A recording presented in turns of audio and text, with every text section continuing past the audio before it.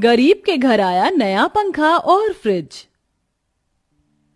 आह आह, क्या हुआ रेखा?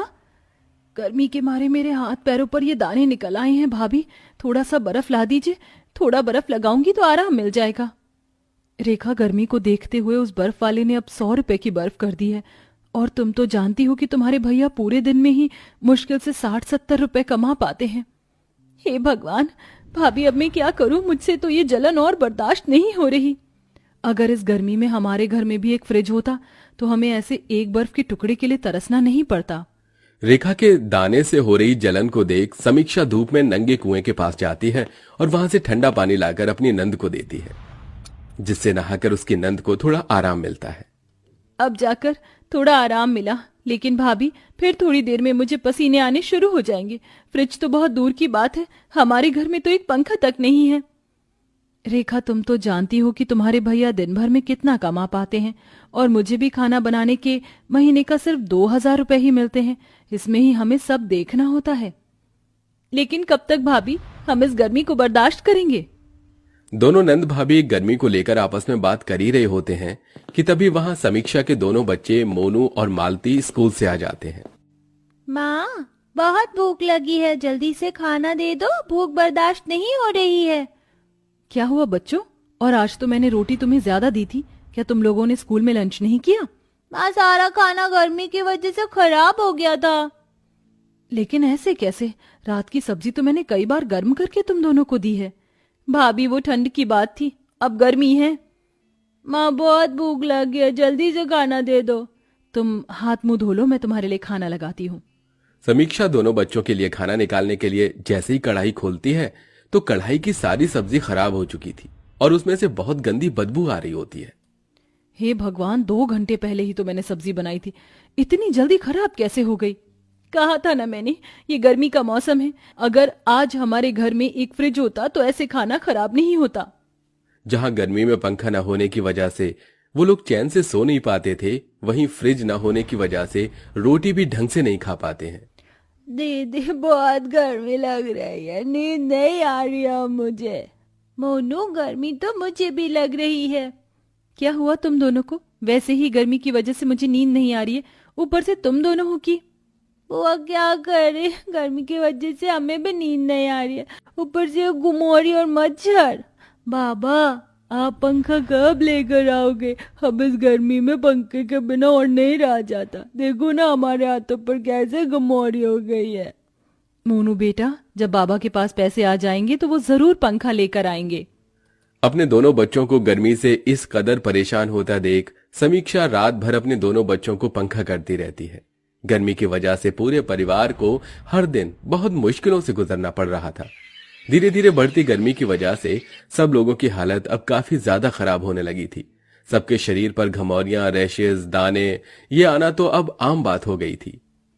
अरे ये क्या समीक्षा, तुम्हारे हाथों और गले पर ये लाल लाल निशान कैसे? मालकिन, ये तो गर्मी की वजह से हो गया है। ओह अच्छा, सुनो, फ्रिज से बच्चों के लिए आइसक्रीम ले आना, दोनों स्कूल से आ गए हैं। समीक्षा किचन में जाती है और शेफाली के दोनों बच्चों के लिए कटोरी में आइसक्रीम निकाल कर ले आती है। मम्मी, ये आइसक्रीम तो बहुत टेस्टी और ठंडी ठंडी है। मम्मी, थोड़ा एसी बढ़ा दो ना, बहुत गर्मी लग रही है। शेफाली के दोनों बच्चों को एसी में ठंडी ठंडी हवा में आइसक्रीम खाता देख समीक्षा को अपने दोनों बच्चों की याद आ जाती है कि कैसे उसके दोनों बच्चे रात भर गर्मी से परेशान रहकर चैन की नींद भी नहीं सो पाते। बढ़ती गर्मी की वजह से समीक्षा के दोनों बच्चों के शरीर पर बहुत ज्यादा गर्मी के दाने निकल आते हैं। साथ ही साथ बार बार आ रहे पसीने की वजह से दोनों बच्चों को पूरे शरीर में काफी ज्यादा जलन होती है। माँ, बहुत जलन हो रही है, कुछ करो ना माँ। इस जलन के मारे लेटा भी नहीं जा रहा है। माँ, शरीर पर थोड़ा ठंडा पानी डाल दो, जलन से थोड़ी बहुत तो राहत मिलेगी। बेटा, मैं कहाँ से लाऊं ठंडा पानी तुम दोनों के लिए? मटके का पानी भी बिल्कुल गर्म हो गया है। अब मैं अपने दोनों बच्चों की ऐसी हालत और नहीं देख सकता। अब चाहे मुझे कितनी ही मेहनत क्यों नहीं करनी पड़े, मैं जल्द से जल्द इनके लिए फ्रिज लाकर ही रहूंगा। अपने दोनों बच्चों की ऐसी हालत देख अनुज दुकानों में जाकर फ्रिज के दाम पता करता है।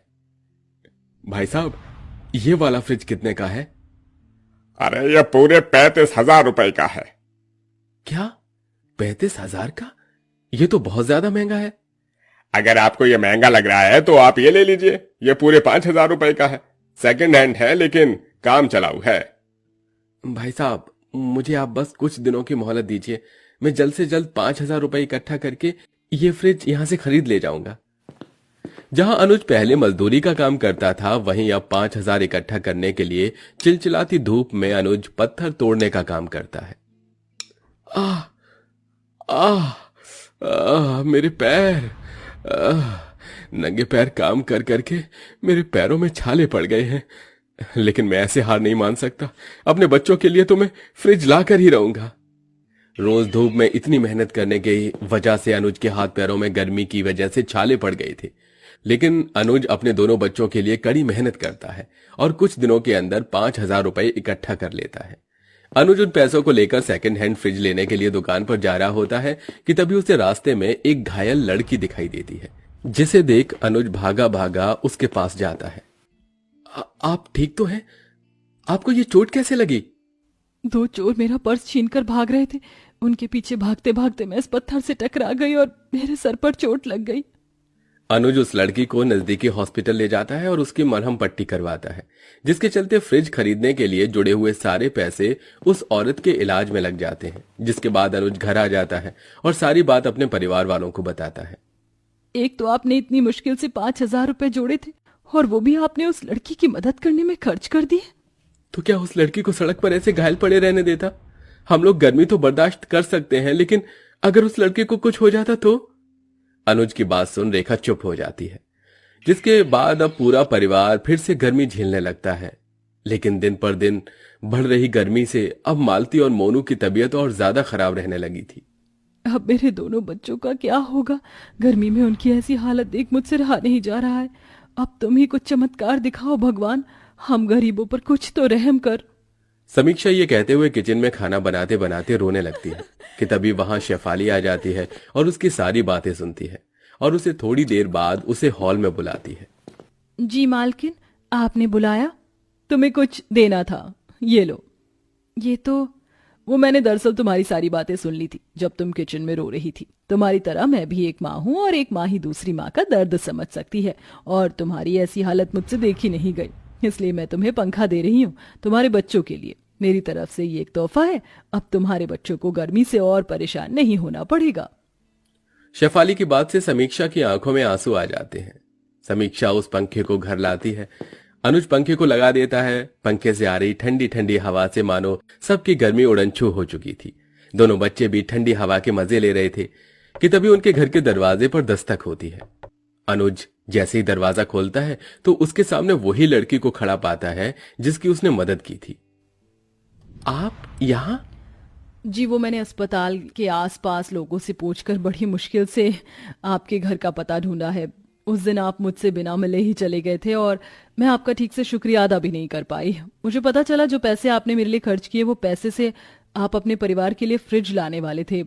मुझे सुनकर बहुत बुरा लगा, इसलिए मैं आपको एक फ्रिज देना चाहती हूँ। मैंने तो बस आपकी मरहम पट्टी करवाई थी और आप उसके बदले मुझे फ्रिज दे रही हैं। मैं आपका एहसान कैसे चुकाऊंगा? इसमें एहसान वाली कोई बात नहीं है। आप धीरे धीरे करके इस फ्रिज के पैसों को किश्तों के तौर पर चुका देना। थोड़ी ही देर में दो आदमी एक बड़ा सा फ्रिज लेकर अनुज के घर पहुंचते हैं, जिसे देख उसके दोनों बच्चे बहुत खुश होते हैं। आज तो हमारे घर में पंखा फ्रिज दोनों आ गए। अब तो हम इस पंखे की हवा में आराम से सोएंगे और साथ ही साथ हमारे नए फ्रिज में हम रोज आइसक्रीम जमा कर खाएंगे। दोनों बच्चे को इतना खुश देखकर बाकी सब घर वालों के चेहरे पर भी खुशी आ जाती है, जिसके बाद अब उन लोगों को ना ही तो गर्मी में ठंडा पानी के लिए तरसना पड़ता है और ना ही पसीने से लथपथ होकर सोना पड़ता है। अनुज और समीक्षा धीरे धीरे पैसे जोड़कर उस फ्रिज की किश्त को भी चुका देते हैं और अब सब गर्मी के मौसम में आराम से खुशी खुशी रहते हैं।